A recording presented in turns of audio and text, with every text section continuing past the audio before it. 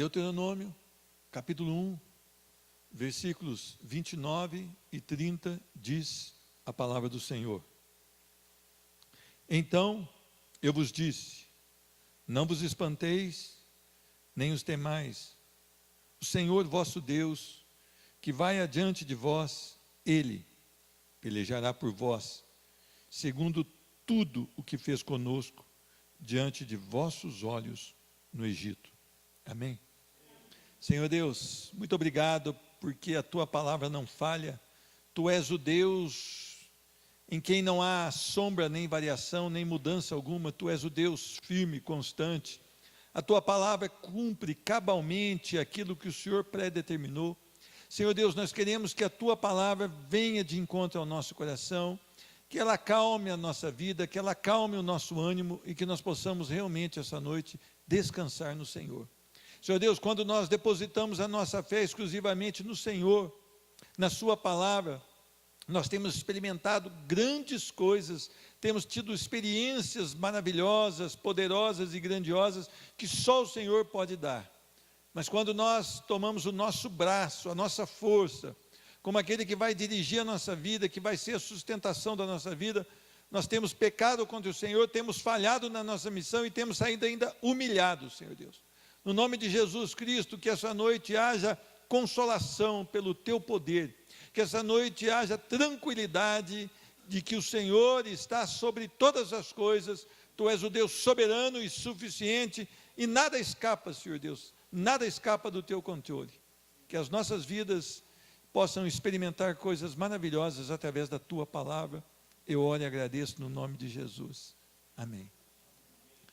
Meus irmãos, eu tenho notado que as pessoas estão aflitas e que os corações estão inquietos. As pessoas estão querendo ter alguma coisa, querendo ser alguma coisa, e agora faltando praticamente 8 dias, 9 dias para as eleições, o povo está totalmente inquieto. Hoje eu vi que os pastores estão demasiadamente preocupados com as eleições de 2018. Uma frase que eu recebi, um determinado pastor, ele disse que se o determinado candidato ganhar as eleições, ou melhor, determinado partido ganhar as eleições, é o fim do Brasil. Os irmãos, eu quero afirmar aqui que eu não concordei com essa palavra. Eu não recebi essa palavra. Eu não tomei posse dessa palavra. Eu sei que o coração desse pastor é um coração zeloso, cuidadoso, mas eu creio que ele entrou em desespero com o ritmo que tem tomado essa conversa toda a respeito da definição da nossa nação. Meus irmãos, eu defendo aqui, dia após dia, que você deve ir até as urnas, antes orar, conhecer o seu candidato, escolher um candidato que tenha princípios cristãos, que vão nortear, tentar nortear essa nação com princípios cristãos, mas que você não pode colocar todo o seu coração nesse negócio. Nós precisamos colocar e depositar nossa confiança na palavra do Senhor. Meus irmãos, isso não pode ser a principal preocupação da nossa vida. Isso não pode tomar os nossos corações de inquietações. Isso não pode estar fazendo com que eu avance no irmão, que eu brigue com o irmão, que eu rompa a amizade com o irmão. Isso não pode acontecer. Nós não podemos estar com os corações assim. Lembra que os judeus esperavam o Messias? Vocês lembram disso? Que tipo de Messias eles esperavam? Que os libertasse da tirania dos romanos, da opressão, dos impostos romanos, daqueles homens que certamente estavam colocando peso sobre a vida deles. É interessante que não foi essa a resposta que eles obtiveram. O que eu quero aprender aqui hoje é: você está preocupado com as coisas desse mundo, a ponto de colocar todo o seu coração nisso? Corações inquietos, corações inquietos. Primeira coisa que eu quero aprender aqui é que o nosso testemunho deve ser coerente com a palavra de Deus. Então, nós temos que buscar orientação na própria palavra. Meus irmãos, quando eu li esse texto porque o Senhor está trazendo à memória o que tinha acontecido. O Senhor levou o povo rapidamente às portas da Canaã, da terra prometida. E o Senhor então faz com que 12 homens avancem e conheçam a terra. E quando esses 12 homens voltam, eles tiveram uma visão maravilhosa, uma terra produtiva, uma terra deleitosa, uma terra que realmente dava para eles continuarem a sua vida ali. Mas eles viram ali gigantes, eles viram ali homens de guerra, eles viram ali homens que certamente tiraram a paz deles, os corações ficaram inquietos e eles blasfemaram contra Deus. E eles declararam que, 10 daqueles 12 declararam que Deus tinha trazido eles ali para morrer. E eles queriam voltar. E eles se rebelaram contra o Senhor. E o Senhor então dá uma palavra: não vos espanteis, nem os temais, o Senhor vosso Deus, que vai adiante de vós. Ele pelejará por vós, segundo tudo que fez até hoje, desde o tempo em que tirou o povo da terra do Egito. A primeira coisa que eu aprendo aqui: o Senhor não veio para nos libertar de governos terrenos.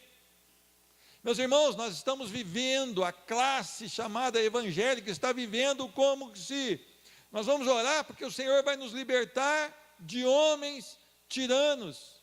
Mas não foi isso que o Senhor veio fazer aqui. O Senhor não veio com essa proposta. O Senhor veio com um propósito para nós eterno, não com um propósito aqui nessa terra. Os nossos corações têm estado alicerçados aqui nessa terra.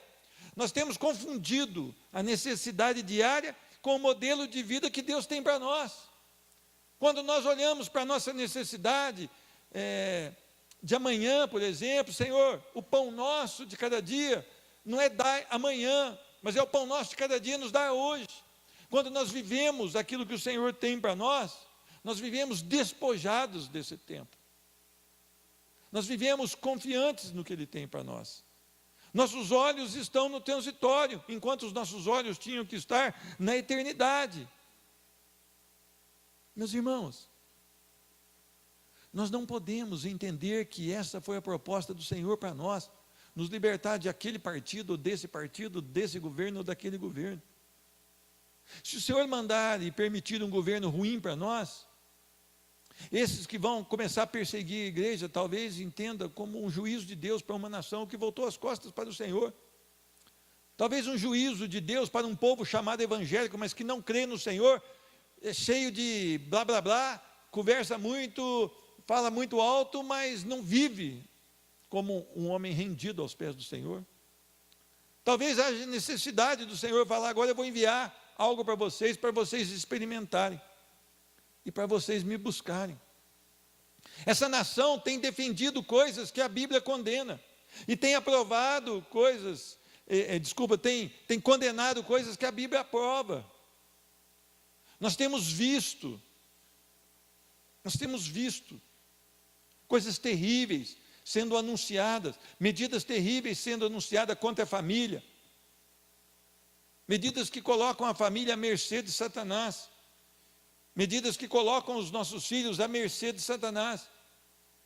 E é interessante que nós preocupamos muito mais de colocar os nossos filhos dentro de uma escola secular do que dentro de uma escola bíblica dominical. Eu tenho certeza que pais que estão aqui hoje, se o filho não for na aula, o pai dá uma grande repreensão nele, lá no colégio, onde vai ser lançado para ele a ideologia de gênero, onde vai dizer que ele veio do macaco, onde vai dizer que ele não precisa respeitar o pai e a mãe. E o pai talvez ameace até de dar uma surra se o filho não for numa aula. E o filho deve ir mesmo na escola. Mas eu não vejo o mesmo pai falando: se você não for na escola bíblica, eu vou te pegar de porrete. Eu não vejo. Porque a necessidade dos pais não é Deus, é que o filho se dê bem aqui nessa terra. Então é interessante. Você pega o boletim escolar de um filho, ou a frequência de um filho na caderneta. Primeiro, no meu tempo era caderneta, no tempo da pastora Joelma, era caderneta, carimbava todo dia, né? Ausente, presente, ausente, presente. Da escola secular está tudo presente, presente, presente. Dos cultos, ausente, presente, ausente, ausente, presente. Escola bíblica, ausente, ausente, presente, ausente, ausente, presente. Por quê? Porque os olhos não estão no eterno, os olhos estão no transitório. Então eu estou falando com você. Você tem levado a sério as coisas de Deus? Você acha que a proposta de Deus para o seu filho é se dar bem nessa terra? É ser um médico, é ser um advogado, é ser um bom pedreiro, é ser um bom, onde ele trabalhar, que ele seja bom ali? Não, ser bom ali é obrigação. Mas o que você precisa preparar o seu filho é para que ele olhe para Cristo Jesus, para que ele veja que há um libertador, não para nos libertar de governos terrenos, mas para libertar do pecado. Meus irmãos, João 18:36 diz assim: respondeu Jesus, o meu reino não é deste mundo. Se o meu reino fosse deste mundo, pelejariam os meus servos para que eu não fosse entregue aos judeus. Mas agora, o meu reino não é daqui. Pais, filhos, onde estão os seus corações? Onde estão os seus corações? Ah, mas eu preciso, amanhã eu preciso comprar o almoço. Meus irmãos, você crê na palavra de Deus? Os passarinhos são alimentados pelo Senhor. Os lírios do campo são vestidos pelo Senhor.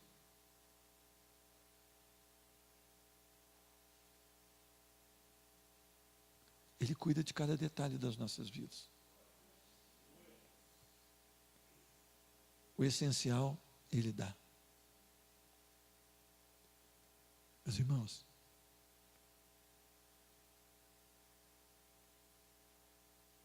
Deus te garantiu o essencial.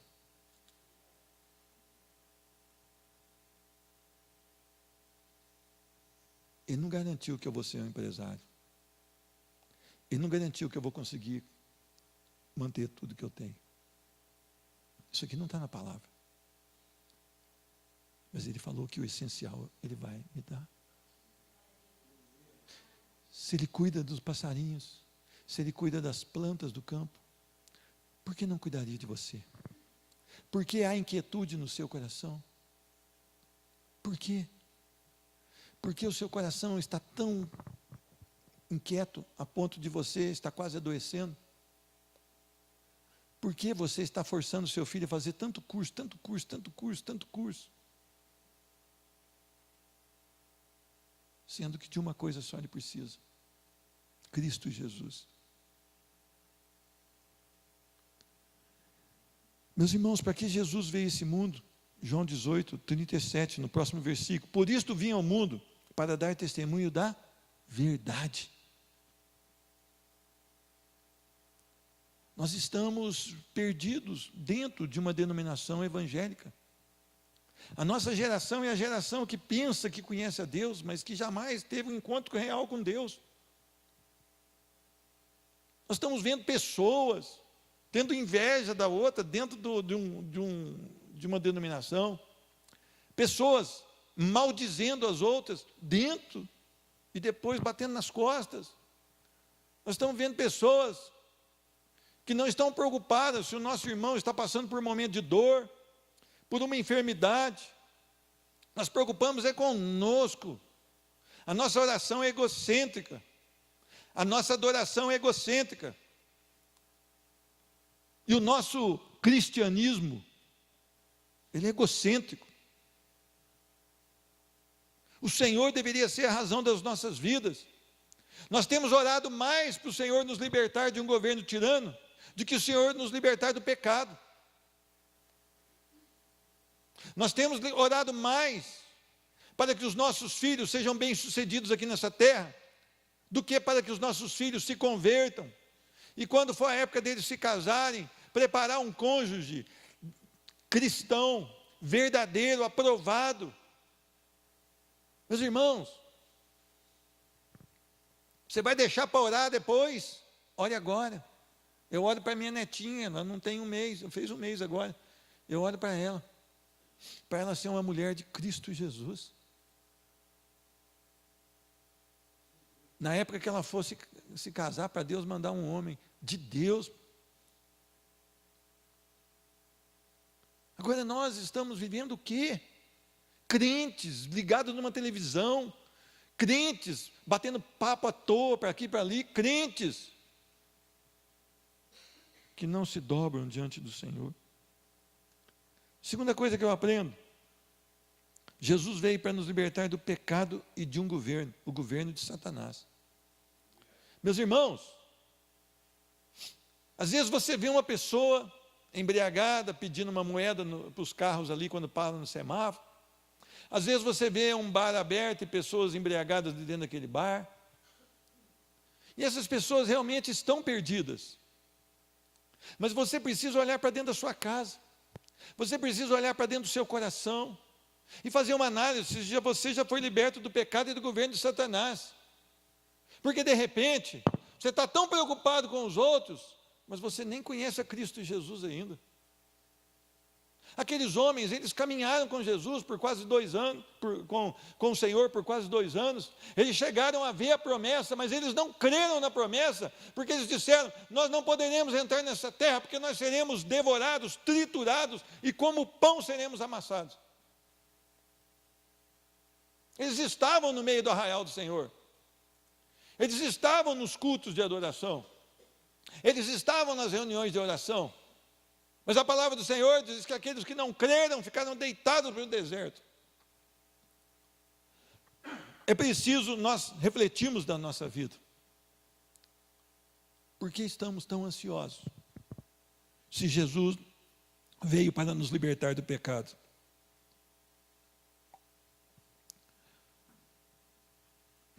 Eu queria que você pensasse muito na sua vida.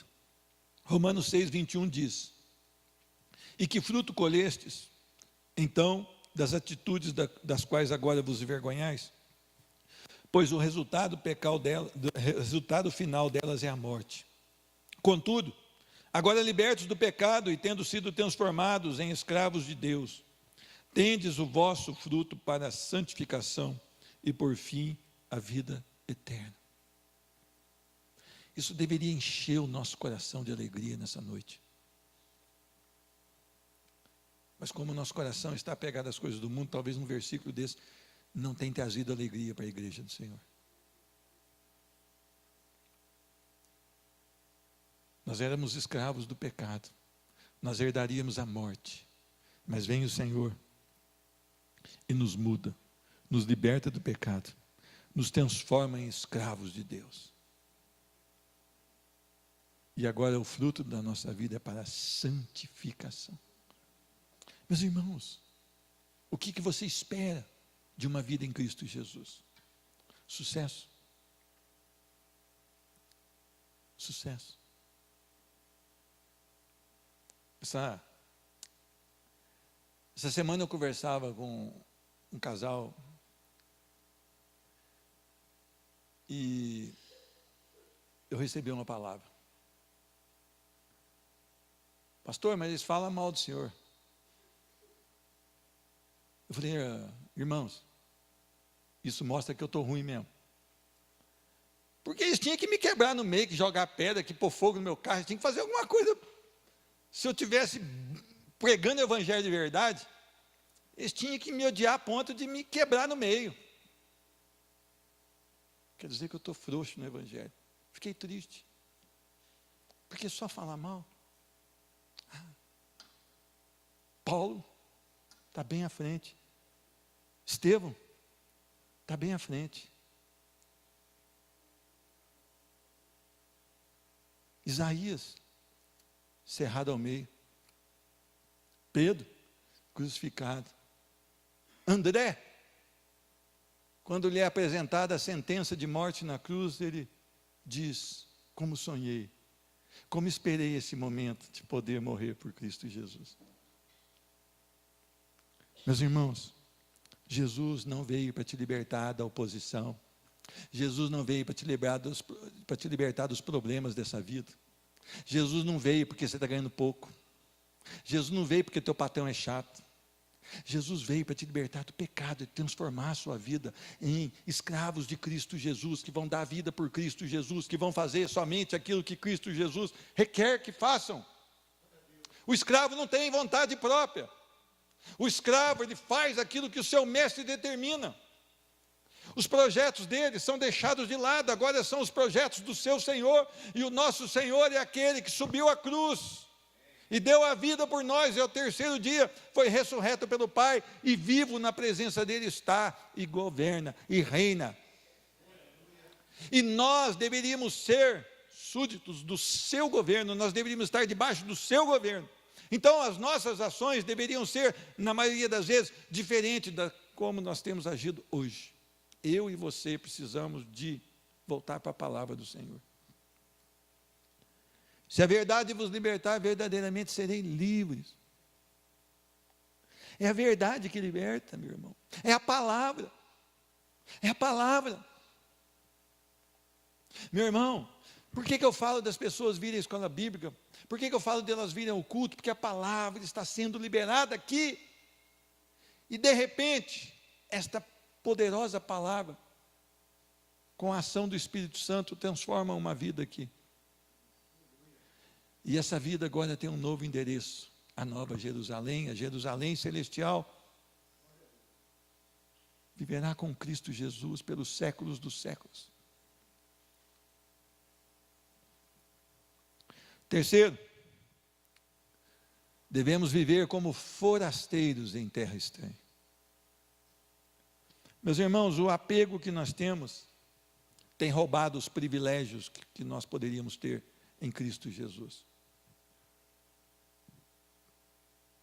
Se nós fôssemos mais desapegados, nós poderíamos experimentar coisas grandes. Essa semana eu pedi para os pastores fazerem um culto, lá na fazenda. Eles poderiam ter falado, nós não podemos ir, mas eles falaram, nós vamos. E quando a pastora me ligou, ela chegou ali para as 10 horas da noite, eu não vi a cena, mas eu imaginei, de tanta alegria que havia no coração da pastora, porque vidas ali atentas à palavra do Senhor. Não foi isso, pastor? Se tivesse agarrado, não posso sujar meu carro no bar. Ah, não posso, porque lá tem costelinha de vaca, tem água amortecedora no meu carro. Ah, não posso sair de perto da minha casa. Ela não tinha experimentado o que ela experimentou. Talvez ela experimentou mais do que as pessoas lá experimentaram. Talvez a experiência dela foi tão maravilhosa que ela deve estar mais alegre. Mas eu recebi um telefonema hoje que as pessoas estão apaixonadas pela palavra e por como a palavra foi levada.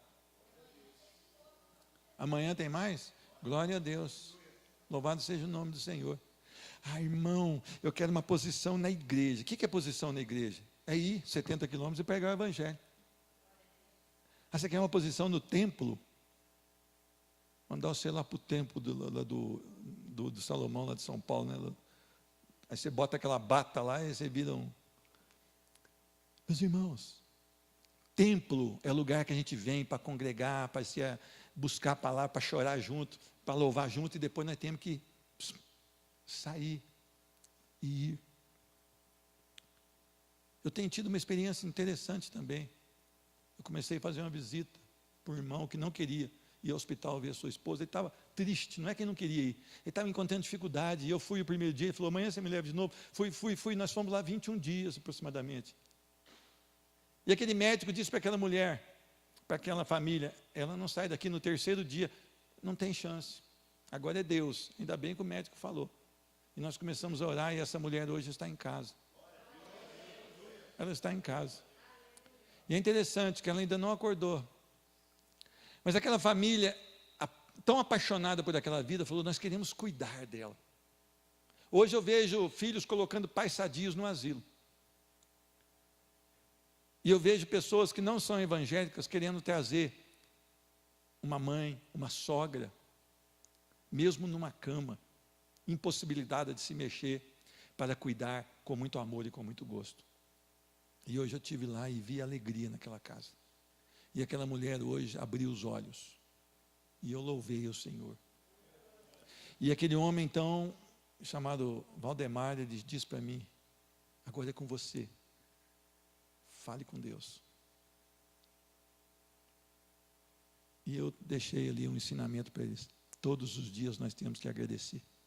Então a nossa oração, ela tem como pilar fundamental agradecimento ao Senhor. Ah, irmão, mas eu não sei, eu não nasci para isso. Para que você nasceu, irmão? Nasceu para morrer? Morre então. Nós arranjamos um culto fúnebre para ser bacana. Nós não vamos poder encomendar a sua alma, mas nós vamos poder encomendar das que forem lá. Ah, irmão, não sei, eu acho que se eu for, eu vou ficar gripado. Se eu fizer isso, eu vou. Ai, se eu ver um doente, eu vou. Ai, você não serve para nada. Você nem convertido é. Você pensa que é convertido, porque a tua vida é insignificante. Você não é escravo de Cristo. Ninguém tem facilidade de chegar perto do enfermo. Nós experimentamos aqui, os pastores dessa igreja experimentaram um culto fúnebre com uma criança de 18 dias. No meu coração eu nunca passaria por isso. Mas é hora de ir, vamos. A palavra do Senhor diz: amados, exorto-vos como a peregrinos e estrangeiros a vos absterdes das paixões da carne, que batalham contra a alma. Seja exemplar o vosso comportamento entre os que não creem, para que naquilo que falam mal de vós, como se fosseis pessoas que vivem praticando o que é mal, ao observarem as vossas boas obras, glorifiquem a Deus no dia em que receberem a sua revelação. 1 Pedro 2,11.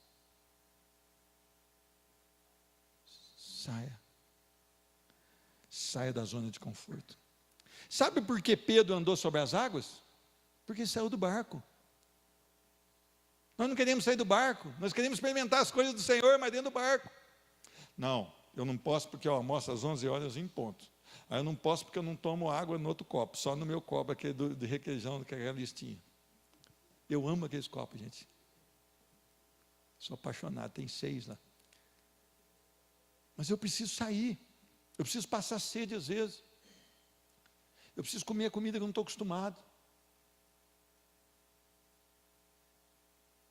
Eu preciso experimentar coisas maravilhosas do Senhor. Para isso, eu não posso ficar fechado num casulo, chamado templo de adoração, num casulo chamado confraternização de santos. Nem sei se é santo, está tanta confraternização que eu nem sei se é santo. Meus irmãos, viva como um forasteiro numa terra estranha. Essa não é a sua pátria. A sua pátria é celestial. 4. Se Ele nos deu a comissão do ID, Ele nos sustentará.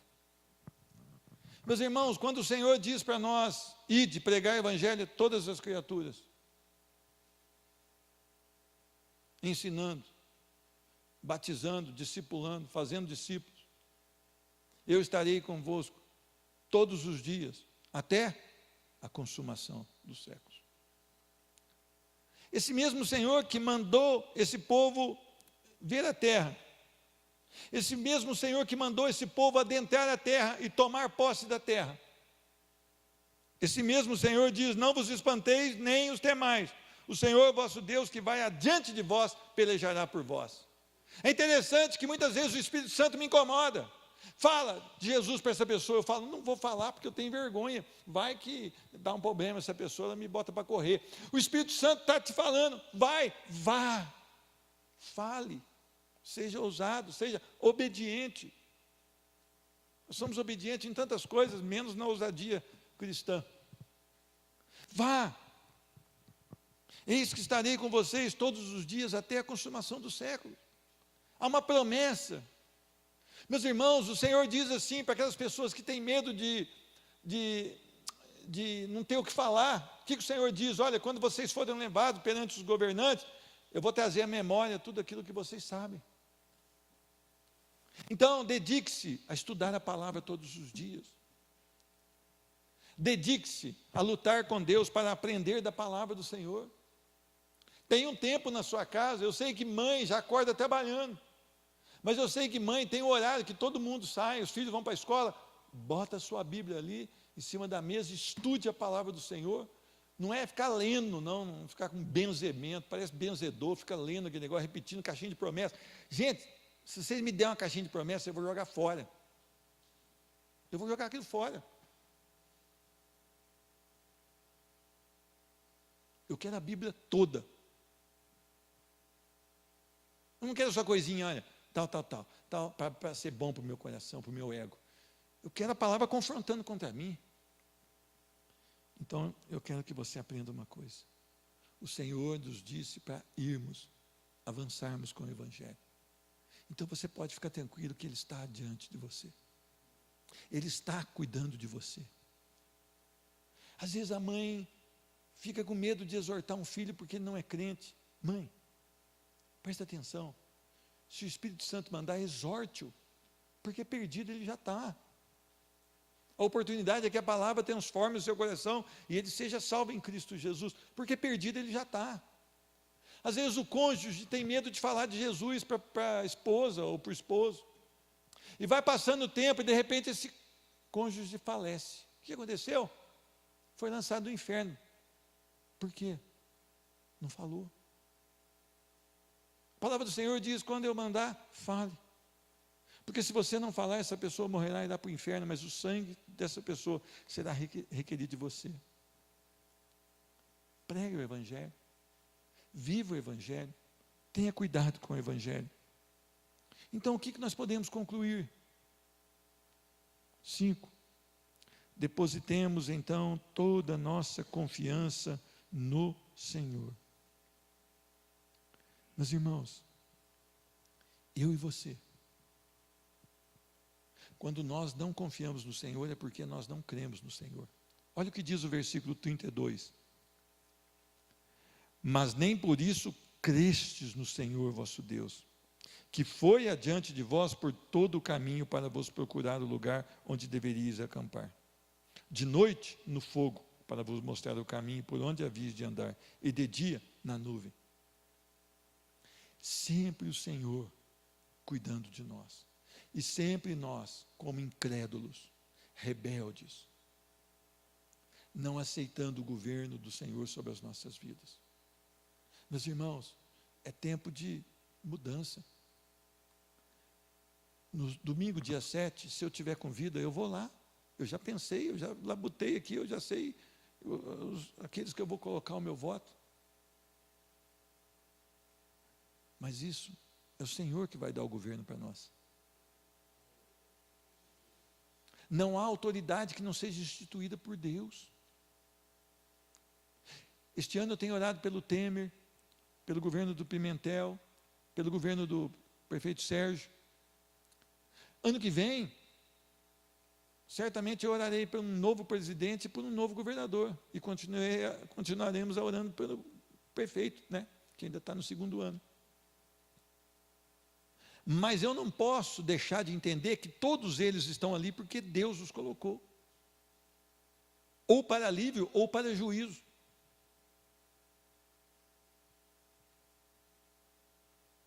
E eu preciso fazer com que o meu coração esteja confiante no Senhor.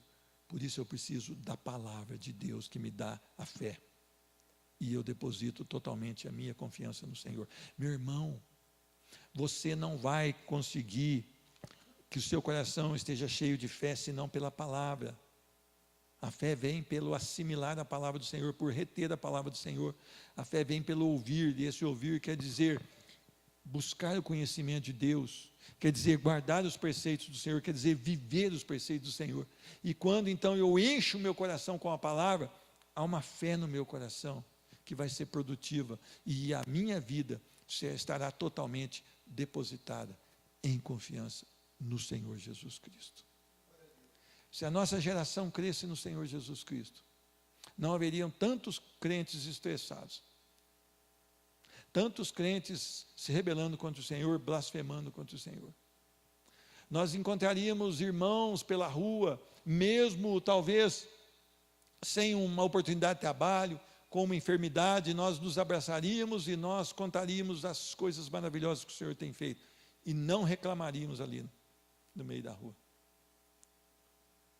Os irmãos, às vezes eu vejo o irmão aqui dentro, ele chora, ele erga a mão, ele fala aleluia, ele vai para lá, vai para cá. Quando você vai conversar com ele, é só reclamação, só murmuração, nada está bom. A cor da casa não está boa, o sofá não está bom, o carro não está bom, o pneu do carro não está bom, não sei o que, meu filho não está bom, o filho também está ruim porque o celular não está bom, ele quer um outro celular. As pessoas estão insatisfeitas porque não têm a confiança depositada na palavra do Senhor. Eu quero que você analise o seu coração essa noite. Eu quero que você tenha um cuidado essa noite. Eu estou terminando o culto pelo menos 15 minutos mais cedo hoje, com um objetivo. Nós vamos mudar um pouquinho hoje, pastor Gerson. Eu queria 15 minutos de clamor aqui. Depois a gente pode ir embora, porque hoje até os intercessores vieram comigo no ônibus. Mas eu queria convocar a igreja. Estou terminando num horário bem tranquilo, para a gente ficar aqui 15 minutos. Depois de 15 minutos eu vou quebrar o silêncio, e nós vamos estar orando pelo microfone, e você vai saber. Você que tem condição física, eu queria que você se curvasse aí onde você está. Você que não tem, fique da maneira que você pode ficar. Mas nós teremos 15 minutos aqui de clamor, de busca no Senhor.